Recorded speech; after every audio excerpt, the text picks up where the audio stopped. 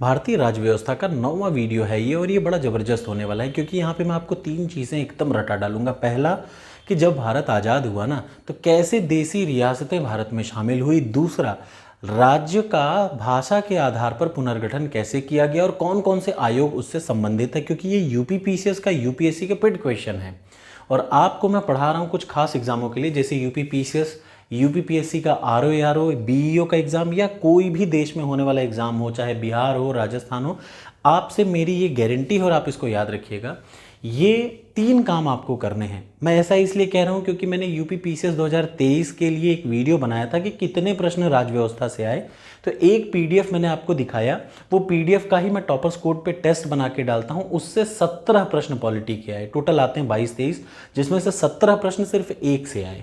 ये मैं आपको दिखा चुका हूँ, ना हो तो आप फिर देख लीजिए। यहाँ मैं आपसे कह रहा हूँ सिर्फ 3 काम करिए। पहला, ये पीपीटी फ्री ऑफ कॉस्ट में पीडीएफ बना के टेलीग्राम पे डाल देता हूँ, प्लस वीडियो जो बना रहा हूँ ये प्लेलिस्ट आप ज़रूर अपने सामने रखिए। प्लेलिस्ट से वीडियो देखिए, सामने पीडीएफ रखिए और उसके बाद टॉपर्स कोड पे जाके आरओ यूपीपीसीएस और ईपीएफओ तक के लिए मैंने बना रखा, आप उस पे जाइए, बढ़िया बिंदास सॉल्व करिए। आप पाएंगे एक बार आपने पूरी प्लेलिस्ट कंप्लीट कर ली, 90% प्रश्न अगली बार कोई भी एग्जाम आप दे रहे होंगे, बस पूरी प्लेलिस्ट कंप्लीट करके जाइएगा, आपको वहीं से मिलेगा, सिर्फ 2 जगह से, या तो टॉपर्स कोड से या मेरी नोट से। चलिए शुरुआत करते हैं आज की क्लास। आज की क्लास में मैं आपको बताने जा रहा हूँ रियासतों का एकीकरण। जब भारत आज़ाद हुआ ना तो 2 टाइप के राज्य थे भारत में, याद रखिएगा, 2 टाइप की श्रेणियां थी राजनीतिक।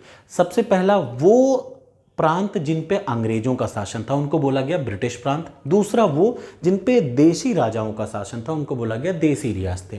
तो याद रखिए 2 टाइप की श्रेणियां थी, ब्रिटिश प्रांत था भारत और दूसरा रियासतें।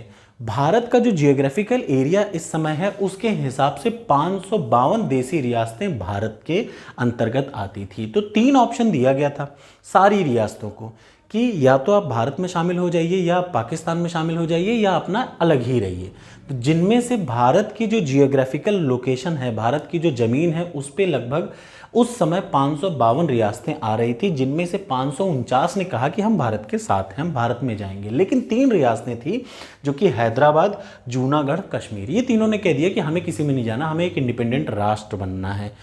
तब कश्मीर को समझौते के हिसाब से, ठीक, एक नया आर्टिकल जोड़ के 370। दूसरे नंबर पे जूनागढ़ को या फिर जो गुजरात है उसको जनमत संग्रह के आधार पर लिया गया। और तीसरा है हैदराबाद, इसको पुलिस बल के आधार पर, मतलब पुलिस एक्शन के आधार पर कार्रवाई करके क्या किया गया, निजाम को हरा के फिर भारत में शामिल किया गया। तो ये हुआ, इस तरीके से भारत में रियासतें शामिल की गई। अगर बात की जाए 1950 की, तो 1950 में, ये पीसीएस का प्रश्न है, 3 साल पहले आया था और बड़ा इंटरेस्टिंग प्रश्न है कि 1950 में कुल कितने राज्य थे। तो याद रखिए 1950 में संविधान के अनुसार कहा जाता है 4 भागों में राज्यों को डिवाइड किया गया था, भाग ए, भाग बी, सी और डी। भाग ए में कुल 9 राज्य थे, बी में 9, सी में 10 और डी में 1, टोटल हो गए 29 राज्य थे 1950 में। ये आपको रटे रहना चाहिए, बहुत इंपॉर्टेंट है। भाग ए में ब्रिटिश के गवर्नर प्रांत थे, भाग बी में क्या थे, प्रिंसली स्टेट मतलब देसी रियासतों वाले पार्ट थे, भाग सी में मिक्सचर थे, जैसे कुछ देसी रियासतें, कुछ कमिश्नरेट वाले प्रांत थे, और भाग डी में था अंडमान निकोबार। ये आपको याद रखना है, ये पीसीएस का बड़ा इंपॉर्टेंट प्रश्न है। अब हम लोग आ जाते हैं कि कैसे राज्यों का पुनर्गठन की मांग शुरू की गई, बड़ी इंपॉर्टेंट है। 3 आयोग हैं जिनके बारे में यहाँ पे मैं आपको पढ़ाने जा रहा हूँ। चलिए देखिए, हुआ क्या, 1947 में जब भारत आज़ाद हुआ ना, तभी से खास तौर से साउथ इंडिया में ना लोगों ने मांग उठाई कि यार हमें भाषा के आधार पर नया राज्य बना के दो। मेरी बात समझ में आ रही है ना? खास तौर से साउथ इंडियन लोगों ने कहा कि हमें भाषा के आधार पर राज्य बना के दो। मांग जब बढ़ी तो 1948 में भारत सरकार के एसके धर, या भारत सरकार ने क्या किया, एसके धर साहब थे, उनकी चेयरमैनशिप में एक समिति बनाई या एक आयोग बनाया जिसका काम था ये एग्जामिन करना कि भाषा के आधार पर क्या राज्यों का हम गठन कर सकते हैं, कि पुनर्गठन कर सकते हैं कि नहीं।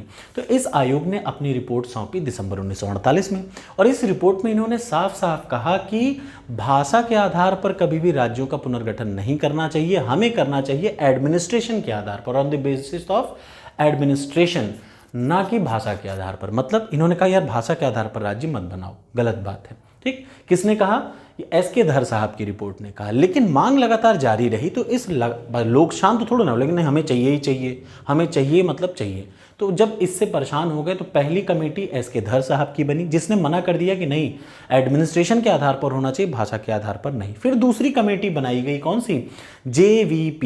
जेवीपी कमेटी बनाई गई। और याद रखिए, जेवीपी कमेटी बनाई गई और उसने 1949 में अपनी रिपोर्ट सौंपी। जेवीपी का मतलब जवाहरलाल नेहरू, वल्लभ भाई पटेल और पट्टाभी सीता रमैया, इन तीनों की कमेटी को बोलते हैं जेवीपी कमेटी। ठीक है, इन तीनों की कमेटी ने अपनी रिपोर्ट सौंपी और उन्होंने एक बार फिर से कह दिया कि भाषा के आधार पर राज्यों का पुनर्गठन नहीं किया जाना चाहिए। यहाँ पे याद रखिए, यूपीएससी पूछता है कि ये धर आयोग ने, एस.के. धर आयोग ने क्या रिपोर्ट दी, तो उन्होंने कह दिया भैया भाषा के आधार पर नहीं, एडमिनिस्ट्रेशन के आधार पर। ठीक वैसे ही जेवीपी रिपोर्ट ने भी कह दिया कि नहीं देखो भैया भाषा के आधार पर नहीं करना चाहिए। ये किसने कह दिया? दोनों रिपोर्ट ने कर दिया। अब कई सारे लोग एजिटेशन पे बैठ गए या आंदोलन पे बैठ गए। 1953 में बहुत साउथ इंडिया के कांग्रेस के एक लीडर थे, पोट्टी श्रीरामलू पोट्टी श्रीरामलू इनका नाम था।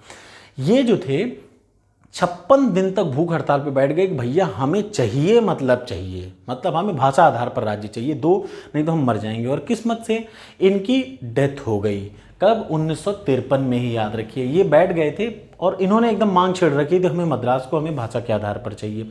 तो जब इनकी डेथ हो गई और इससे फिर गवर्नमेंट ने पहला प्लान बनाया और 1953 में, याद रखिए, पहला भाषा के आधार पर पहला राज्य बना, वो था आंध्र प्रदेश। याद रखिएगा, भाषा के आधार पर पहला राज्य बनने वाला क्या था? आंध्र प्रदेश, 1953 में। अब जब आंध्र प्रदेश बन गया तो और लोगों ने भी मांग उठाई कि भैया हमें भी तो चाहिए, एक ऐसा थोड़ा ना बनाओ। और तो एक बार फिर से कमेटी बनाई गई, फजल अली आयोग। 1953 के दिसंबर में, भाई अक्टूबर में तो वो कांड हो गया, उसके बाद बना भी दिया गया। फिर 1953 के दिसंबर में फजल अली साहब की अध्यक्षता में एक बार फिर से फजल अली आयोग बनाया गया। अब क्या हुआ, इनके साथ दो और सदस्य थे, कौन से? एम.के. पणिक्कर और कुंजरू साहब और फजल अली। इसको बोला जाता है फजल अली कमीशन। इस कमीशन ने अपनी रिपोर्ट 1955 में सौंपी और इन्होंने, याद रखिए, कहा, व्यापक रूप से कहा कि भैया भाषा के आधार पर क्या होना चाहिए? राज्यों का पुनर्गठन भाषा के आधार पर होना चाहिए। लेकिन इन्होंने ये अस्वीकार, याद रखिए इंपॉर्टेंट क्या है, इन्होंने एक्सेप्ट कर लिया ठीक है भाषा के आधार पर राज्य बना लो, लेकिन एक भाषा एक राज्य ये नहीं चलेगा। जैसे वन डिस्ट्रिक्ट वन प्रोडक्ट होता है, तो every state one single language, ये नहीं होना चाहिए। ऐसा क्यों? क्योंकि देश एक है और देश को सर्वोपरि रखने के लिए ये बिल्कुल गलत है कि राज्य अपनी अपनी भाषा के अनुसार, जैसे हिंदी का पूरा एक राज्य बन जाए, संस्कृत का एक राज्य बन जाए, वो गुजराती का पूरा एक राज्य बन जाए। ऐसा नहीं हो सकता। क्यों? इससे क्या होगा? फिर टूटने का देश भय रहेगा। इस वजह से देश की इंटीग्रिटी सर्वोपरि को मानते हुए इन्होंने कह दिया ठीक है भाषा के आधार पर बनाओ, बिल्कुल बनाओ, लेकिन एक राज्य एक भाषा के सिद्धांत को खारिज किया। ये इंपॉर्टेंट है, याद रखिएगा।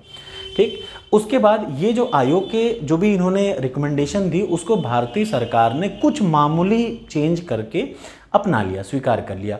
और 1 नवंबर 1956 को क्या हुआ? 14 राज्य और 6 केंद्र शासित प्रदेशों का निर्माण हुआ। ये सबसे इंपॉर्टेंट है। 1 नवंबर 1956 को कितने राज्य थे? 14 स्टेट थे और 6 केंद्र शासित प्रदेश थे। 56 1950 में कितने थे? कुल 29 स्टेट थे, जिनमें 4 जो थे अलग अलग पार्ट थे। ये आपको याद रख लेना चाहिए। तो ये रहा आपके लिए कि कैसे 3 आयोग के बाद राज्यों का पुनर्गठन हुआ।